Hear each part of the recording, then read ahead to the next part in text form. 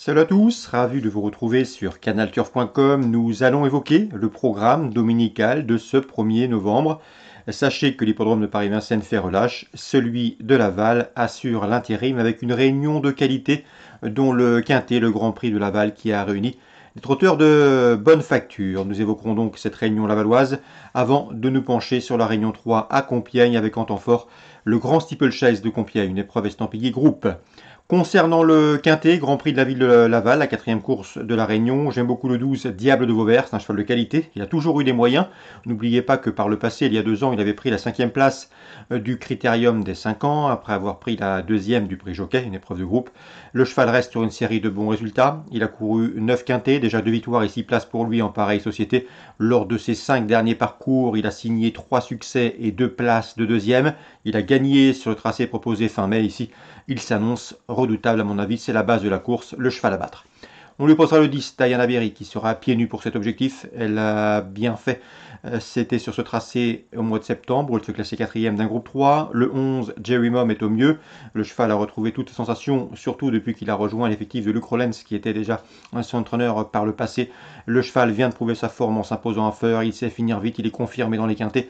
Il y compte déjà 4 succès, autant de places en 12 tentatives. Une nouvelle fois, sa fin de course peut faire des dégâts. Le 13 dans cette épreuve, c'est Dreambreaker, autre cheval confirmé dans les quintets. Il en a couru une quinzaine, il y compte une victoire et 5 places. Sachez que le cheval avait pris la 2e place, une bonne 2e place, derrière le bon Bugsy Malone. C'était à l'occasion d'une prestation récente, et ici, dans ce lot, il doit pouvoir s'illustrer. On le reposera le 15, Clark Soto, un cheval qui n'a jamais gagné de quintet, mais il y compte déjà 8 places en 18 prestations. Il est régulier, dur à l'effort, peut finir vite. Et une place peut lui revenir. Le 14, Cébello Romain, est un cheval attachant qui répète toutes ses valeurs. Il est volontaire, il finit vite ses courses à fortiori lorsqu'il bénéficie d'un parcours caché. Le cheval vient de se classer 3e du Grand Prix du Sud-Ouest à Agen. Sachez qu'il reste ferré, il aura une belle course prochainement à Vincennes, c'est ce que m'a indiqué Sylvain Dupont. Mais sur son courage, sa bravoure et sa forme actuelle, le cheval peut parfaitement prendre une place dans ce lot. Un peu plus loin, on retiendra le 3, De Nuts de Hadou, qui avait bien gagné courant septembre à l'occasion d'une sortie dans un quintet à Vincennes, où ce jour-là il faisait afficher une belle cote. Et le 16, Aldo d'Argentré, il est barré pour la victoire, mais une nouvelle fois, ce cheval attachant peut parfaitement prendre une 4e, 5e place à belle cote en cas de défaillance de certains des chevaux précités. Résumé chiffré, le 12, Diable de Vauvert, la base de la course, devant le 10, Diana Berry, le 11, Jerry Mom et le 13, Dreambreaker. Ensuite, on retient le 15, le 14, le 3 et le 16 pour ce quintet, à mon avis, du dimanche 1er novembre, qui devrait s'ouvrir à ses principaux favoris. La suite de la réunion, dans la première course ouverte, je ferai confiance à des chevaux qui restent sur une probante victoire. Le 2, Galopin de Marthe, le 6 également, c'est Genius Winner ou encore le 4 Grèze qui restent, comme je vous le disais, tous sur un probant succès. Dans la troisième, je sais qu'Emmanuel Lamy est confiant, 315 Filou du Palais, le cheval sera déféré pour l'occasion, il a bien couru la dernière fois, on s'en méfiera. Attention également au numéro 9, Falcofen, un Falcofen qui avait bien gagné à Chartres à l'occasion d'une sortie courant octobre, où il était pieds nus, et qui a joué de malchance, qui a été fautif dernièrement sur l'hippodrome de Beaumont. Donc 309, 315. À la 5e, j'aime beaucoup le 4, Hiver d'Otis, pour venir contrer les favoris. C'est un cheval qui ne cesse de progresser. Lors de ses 6 derniers parcours, il a toujours terminé parmi les 4 premiers.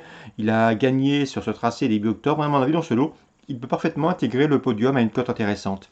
On lui opposera Hobbes, le numéro 8, qui est délicat mais qui vaut un lot de ce genre. Et bien sûr, le 12, Headline, c'est la meilleure du lot, la plus chevronnée. Elle a couru 2 fois à Laval pour autant de succès. Elle doit rendre la distance, il faut que ça se passe bien. Mais à mon avis, elle n'est pas imbattable. 504, 508, 512. La 7e, difficile d'aller contre le 710, Gannet de Banville. Le cheval a couru 14 fois et en 14 courses, il a déjà signé 5 succès auxquels s'ajoutent 3 podiums. Bref, des statistiques intéressantes, un cheval préservé. Il sera ici déféré des antérieurs. Ce n'était pas le cas lors de ses 2 dernières sorties. Sachez qu'il a déjà gagné sur le tracé lavallois. L'engagement est très intéressant. Le cheval devrait répondre présent sauf incident. 710, Gannet de Banville. On passe à Compiègne, Réunion 3. Dans le prix Roger Saint, une liste de j'aime beaucoup le 501 Gamin d'Oudéry qui a couru 3 fois sur le steeple. Résultat, 3 victoires. Des victoires obtenues cet hiver à Pau, en tout cas l'hiver dernier, sur l'hippodrome de Pau. Le cheval a fait une bonne course de rentrée, 4e en haie à Compiègne, ici pour son retour sur les gros obstacles sa chance est prépondérante. On lui opposera le numéro 3, à savoir Goodwin, qui vient de s'imposer plaisamment au mois de septembre sur le steeplechase d'Auteuil, ou encore le 9, Geelong Sport. Souvenez-vous, je vous l'avais indiqué, cette pouliche, Bertrand Lefebvre avait été très confiant lors de sa dernière sortie à Compiègne. Elle a répondu à ses attentes en s'imposant à 25 ou 30 contre 1, peu importe. En tout cas, elle avait bien gagné pour ses débuts sur le steeple. Ici, elle monte de catégorie, mais elle est en forme. Elle va une nouvelle fois être montée en attendant et venir finir. Attention à sa fin de course. Donc le 501, le 503 pour une cote une nouvelle fois, le 9, Geelong Sport qui progresse. Dans le grand steeplechase de Compiègne, groupe 2, j'aime beaucoup le 1, Edjoy, qui avait remporté le prix Euro 12 sur cette piste et sur ce steeplechase de Compiègne, disputé sur ce tracé au mois de juin. Attention également au numéro 7, Polyrico, son compagnon d'entraînement, deuxième du prix de la Gascogne fin septembre en terrain lourd sur cette piste. Et bien sûr, le numéro 3, Saint-Goustan Blue, c'est un cheval chevronné, il vaut largement l'eau comme celui-là.